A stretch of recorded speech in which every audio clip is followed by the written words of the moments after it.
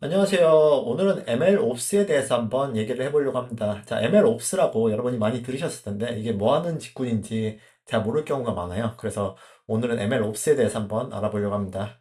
자, 여기 보시면 MLOps, short for Machine Learning Operations, is a practical that combines machine learning and DevOps principles to streamline and manage the life cycle of the machine learning models in production이라고 나와 있는데요.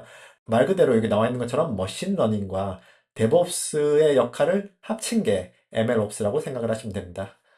It focuses on automating and operationalizing machine learning workflow to ensure scalability, reliability, and efficient collaboration between data scientists, ML engineer, and then operation team이라고 되어 있어요. 보통 이제 저희가 머신러닝을 만들다 보면 이제 여러 직군이 같이 일을 하거든요. 이제 데이터 사이언티스트도 일하고요.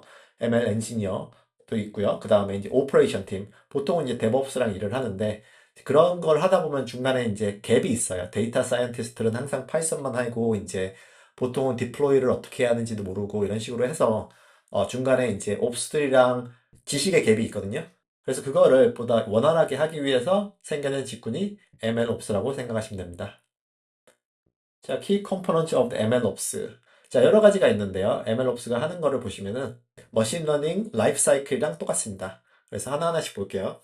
첫 번째로 보시면 이제 모델 디플로이먼트를 하겠죠. 일단 모델을 데이터 사이언티스트들이 만들어주면은 그거를 이제 프로덕션화를 하는 겁니다. 그래서 이제 deploying artifact production environment라고 되어 있죠. 그 다음에 데이터 매니지먼트. 데이터를 어떤 식으로 준비를 할지 그것도 처리하는 게 이제 MLOps입니다. 그래서 데이터셋 핸들링, 파이프라인 컨시스턴시라고 나와 있죠. 데이터는 항상 변하게 돼 있거든요. 그래서 저희가 이제 트레이닝 데이터가 계속 변하기 때문에 모델도 약간씩 바꿔줘야 돼요. 그래서 그런 거를 하는 게 이제 데이터 매니지먼트고요. 그 다음에 모델 모니터링. 모델이 계속 프리딕션을 하다 보면 어느 순간부터 퍼포먼스가 잘 안 나올 때가 있어요. 그래서 퍼포먼스 트래킹을 하고 그 다음에 아노말리 디텍션이라고 해서 어떤 프리딕션이 갑자기 급격하게 많이 변했다. 그래서 그 표준 편차를 넘어가게 됐다. 그럴 경우에 이제 디텍트를 하는 게 아노말리 디텍션이라고 생각하시면 됩니다. 그 다음에 이제 모델 디벨롭먼트. 자, 트레이닝 모델 그리고 익스페리멘팅 트래킹.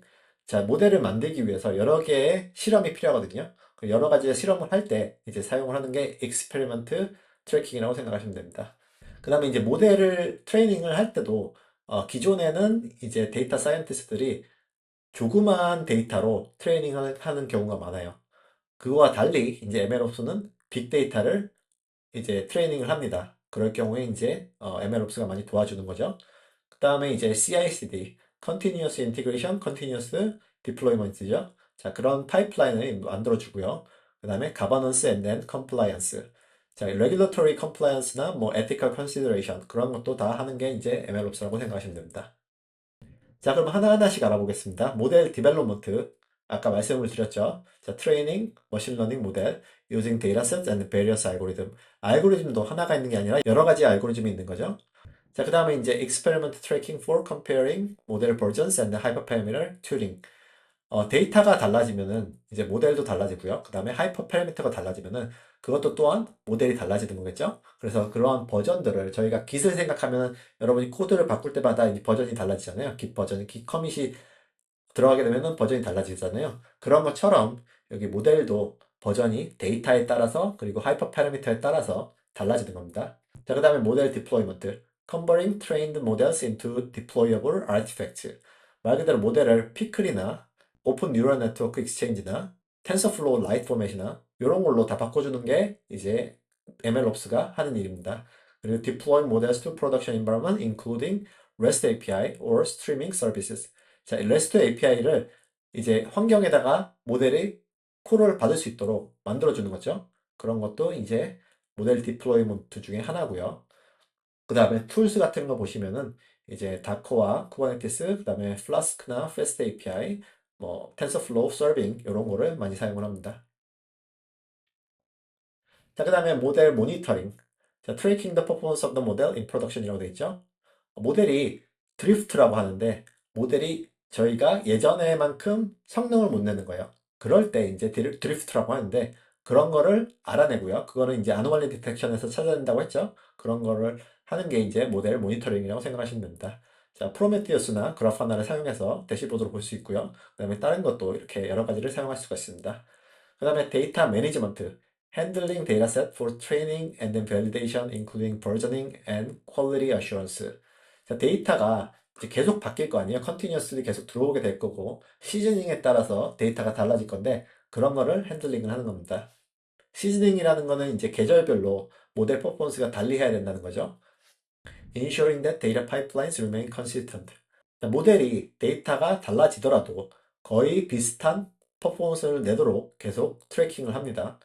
그 다음에 그런 툴로는 이제 아파치 에어플로우나 카프카나 이제 델타 레이크나 뭐 DVC 같은 거 사용을 하는 거죠. 그 다음에 이제 Continuous Integration and then Continuous Deployment. 말 그대로 파이프라인을 저희가 짜는 거예요. 파이프라인을 짜서 한꺼번에 이제 모델이 업그레이드가 됐으면은 자동으로 이제 그거를 디플로이먼트를 해주거나 아니면은 데이터가 달라졌으면은 뭐 클릭을 한번 해주면은 자동으로 다시 트레이닝을 해준다거나 그런 파이프라인을 짜는 거고요. 그리고 Governance and Compliance, Documenting 모델 리니지, 자, 모델이 어떤 식으로 흘러가는지, 그리고 Audit Trails for Compliance with a Regulation like GDPR and CCPA. 이거 보시면은 이제 모델이 사람의 인적 인포메이션을 저장을 하는지 안 하는지 그걸 확인해야 되는 거예요. 그 다음에 Managing Ethical Consideration and Bias in Models. 자, 이 부분은 사생활을 침해하면 안 되기 때문에 항상 컨시더레이션을 해줘야 되는 겁니다. 자, MLOps workflow. 첫 번째 보시면 데이터 프리퍼레이션이 있습니다. 그 다음에 데이터 프리퍼레이션은 데이터를 인저스트하고 클리닝하고 트랜스포메이션 해가지고 모델이 들어갈 수 있는 정도로 포맷을 바꿔주는 거죠. 그 다음에 모델 디벨롭먼트. 말 그대로 데이터 사이언티스트들이 익스페리멘테이션을 많이 해서 정확한 모델을 만들고요. 그 다음에 모델 밸리데이션. Validate performance on the testing dataset. 트레이닝 데이터셋이 있고 테스트 데이터셋이 있죠. 각각은 인디펜던트이기 때문에 트레이닝 데이터셋으로 만들어진 모델로 이제 테스트 데이터셋을 그 모델에다 집어넣으면은 비슷하게 프리딕션을 하는지 알아보는 거죠.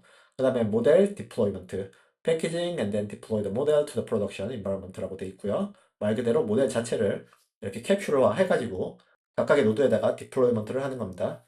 그 다음 모니터링, 모니터 퍼포먼스, retrain if necessary and then redeployment. 이제 서클링을 계속 하는 거죠.